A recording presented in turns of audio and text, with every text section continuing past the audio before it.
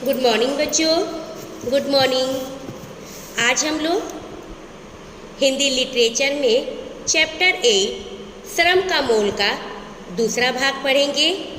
हम लोगों ने पिछली क्लास में श्रम के मोल का फर्स्ट भाग पढ़े थे। आज एक बार हम लोग सरसरी निगाह से इनका रिवीजन करते हैं, फिर दूसरे भाग को समझेंगे। एक राज्य के राजा विद्वानों का बहुत सम्मान करते थे। वे उन्हें मौके बेमौके धन दान दिया करते थे।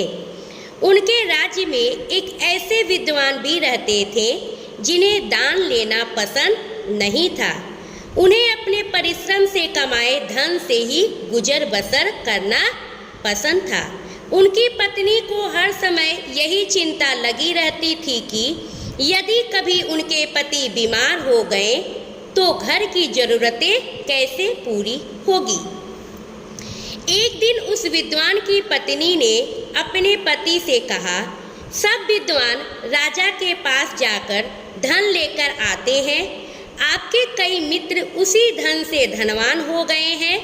एक आप है जो ना तो राजा के पास जाते हैं और ना ही अधिक धन कमाने का कोई अन्य उपाय करते हैं। विद्वान बोले, राजा का कोष प्रजा का है, वह राजा के पसीने की और मेहनत की कमाई नहीं है। पत्नी बोली, हमें इससे क्या, मैं चाहती हूँ कि आप राजा के पास जाएं। वे औरों की तरह आपको भी बिना धन दिए नहीं लौटाएंगे। विद्वान ने अनेक बार मना किया, लेकिन पत्नी ने उनकी एक न सुनी। हार कर विद्वान को राजा के पास जाना ही पड़ा। जब वे राजमहल पहुँचे तब राजा शिकार खेलने गए हुए थे। विद्वान खाली हाथ घर लौट आए। अगले दिन पत्नी के कहने पर विद्वान फिर से राजमहल गए। तब तक राजा शिकार से नहीं लौटे थे,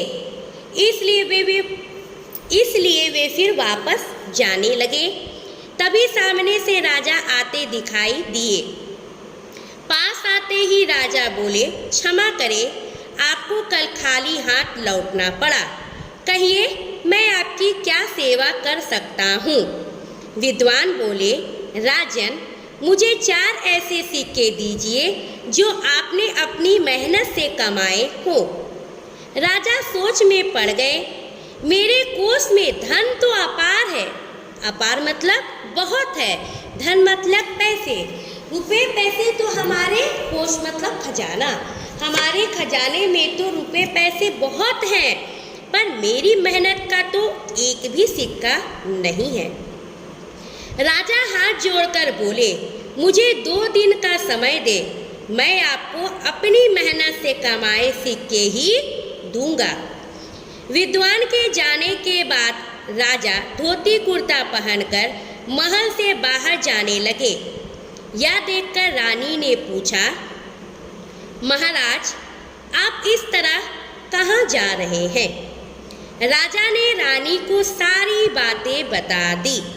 रानी बोली, ठहरिए महाराज, मैं अभी आती हूँ। वह भी महंगे वस्त्र और आभूषण उतार कर साधारण सूती वस्त्र पहनकर आई। रानी को इस रूप में देखकर राजा हैरान रह गए। राजा के पास पहुंचकर रानी बोली, चलिए महाराज, मैं भी आपके साथ चलती हूँ। राजा और रानी काम की तलाश में निकल पड़े। पिछली कक्षा में हम लोग इतना समझ चुके थे।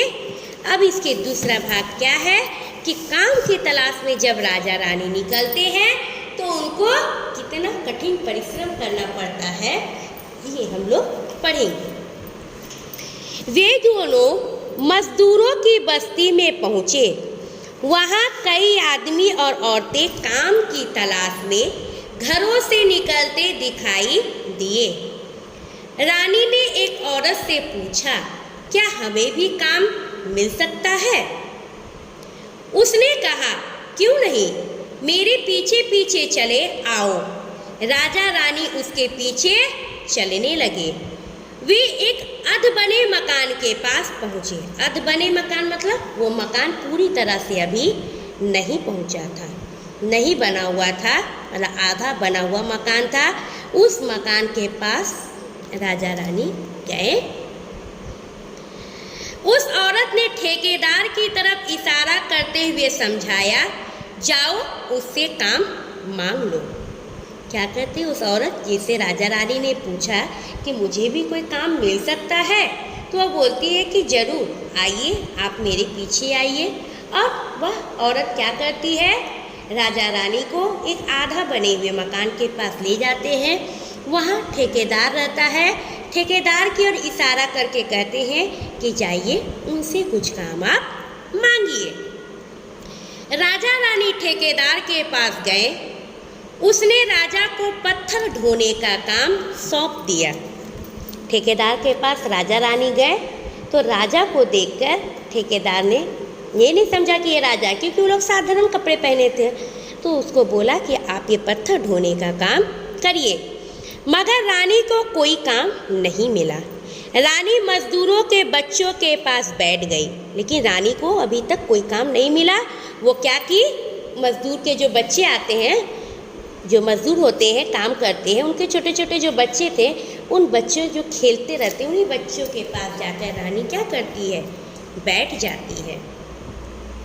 राजा टोकरे में पत्थर भर भर कर उठाने लगे। उनसे 2 से तीसरी बार टोकरा नहीं उठा। क्यों नहीं उठा?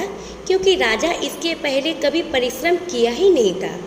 तो क्या किया, अभी 1-2 बार ही पत्थर भर भर कर टोकरी उठाया कि राजा पसीने से पूरा लथपथ हो गया और वह फिर तीसरा चौथा टोकरा उठा ही नहीं पाया। इससे क्या हुआ, ठेकेदार की नज़र राजा पर ही थी।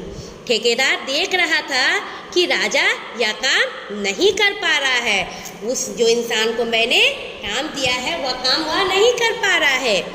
वह राजा के पास आकर बोला, यह काम तुम्हारे बस का नहीं है।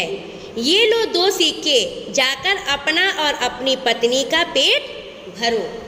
ठेकेदार को नहीं पता था कि वह राजा रानी है, इसलिए जब देखता है कि वह इंसान यह काम, मतलब राजा वह काम नहीं कर पा रहा है, पत्थर टोकरे से भर भर कर नहीं उठा पा रहा है, तो राजा के पास आकर बोलता है कि ये लो 2 सिक्के, जाकर आज तुम अपना और अपनी पत्नी का पेट भरना, तुमसे यह काम नहीं होगा। राजा शर्मिंदा होकर चुपचाप 2 सिक्के लेकर रानी के साथ आगे चल दिए। अब राजा क्या होता है, ठेकेदार के बात को सुनकर बहुत शर्मिंदगी महसूस करता है। उनको बहुत शर्म आती है कि मैं औरों की तरह भी यह काम नहीं कर पाया। फिर उस बाद रानी के साथ वो चले जाते हैं। थोड़ी दूर जाने पर उन्हें एक लहलहाता खेत मिला। वहाँ कुछ औरतें काम कर रही थी। रानी ने राजा से कहा, महाराज, मैं वह काम ढूंढती हूँ, जरूर काम मिल जाएगा। खेत पर काम करने वाली औरतों को रानी पर दया आ गई। उन्होंने रानी को फसलों की कटाई का काम दिलवा दिया। अब रानी को क्या हुआ, एक खेत देखती है और देखती है कि उस लहलाते खेत में क्या होता है, बहुत सारे लोग काट रहे हैं। ये रहा, देखिए फसल को काट रहे हैं। तो रानी रुकती है, बोलती है कि महाराज रुकिए, मुझे जरूर यहाँ कोई काम मिलेगा। तो रानी को फसलों की कटाई का काम मिला। रानी ने कुछ देर काम किया, लेकिन कुछ ही देर में वे भी हाँफने लगी, क्योंकि रानी भी इसके पहले कभी कोई परिश्रम नहीं की थी, कभी कोई काम नहीं की थी, तो वह भी बहुत अधिक फसलों की कटाई नहीं कर पाई और हाँफने लगी। अब राजा से ना रहा गया, वे रानी की मदद करने दौड़े। वहाँ रानी को मजदूरी के 2 सिक्के मिले। अब उनके पास 4 सिक्के हो गए। विद्वान कितना सिक्का मांगा था, उनकी मेहनत का 4 सिक्का। तो राजा के 2 सिक्के और रानी के 2 सिक्के, अब उन लोगों के अपने मेहनत की कमाई के 4 सिक्के मिल गए। वे खुशी खुशी अपने महल की ओर चल पड़े। रानी बोली, ये लोग इतनी मेहनत करते हैं तब इन्हें खाना नसीब होता है। राजा बोले, अब हम भी इनकी तरह परिश्रमी हो गए, मतलब मेहनती हो गए। हम लोग भी अब मेहनत करना सीख गए हैं कि कितनी मेहनत से पैसे कमाए जाते हैं, कितनी मेहनत से पेट भरा जाता है। वे महल में पहुँचे। विद्वान वहाँ पहले से आकर बैठे हुए थे। उन्होंने राजा रानी को इस वेश में देखा तो चकित हो गए, क्योंकि अभी राजा रानी जस्ट वापस आ ही रहा था।